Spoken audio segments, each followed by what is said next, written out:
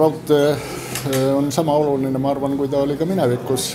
Tegemist on siiski strateegilise ettevõtjatega ja selles suhtes me oleme uhked, et meil on täna sellel aastal täitumas juba 148. tegutsemisaasta raudteel, mis juba räägib iseenese eest, et sellist ettevõtet on vaja.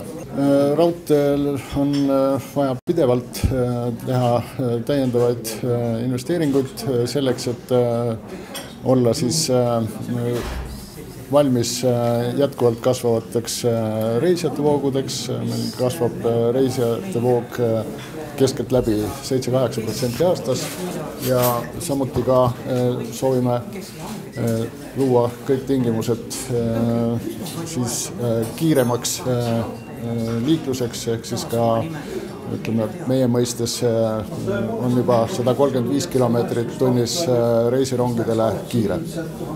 Ja neid projekte meil on siin nüüd käivitatud lausa 2, Tapa-Tartu, Tapa-Narva, millega me soovime siis kiirendada reisijate liikumist sihtkohtadele. No kahtlemata raudteedel Eesti vabadussõjas oli äärmiselt suur roll. Tegemist oli ju kõige peamise transporditeega, transpordiühendusega, mida mööda käis rinde varustamine, mida mööda liikusid kas siis kitsa või laiarööpelised soomusrongid. Tuleb arvestada, et suur osa vabadussõjast toimus talvetingimustes. Eestis teid oli vähe, veoautosid veelgi vähem ja igasugune transport, hobutransport regedega, see kõik oleks olnud ju väga aeganõudev ja vaevaline.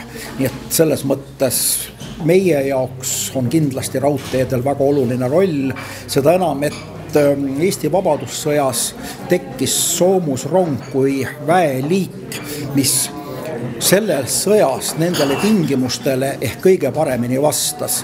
Varasemas sõjas ehk esimeses maailmasõjas olid soomusrongid jäänud tahaplaanile mitmetel põhjustel, aga 1919.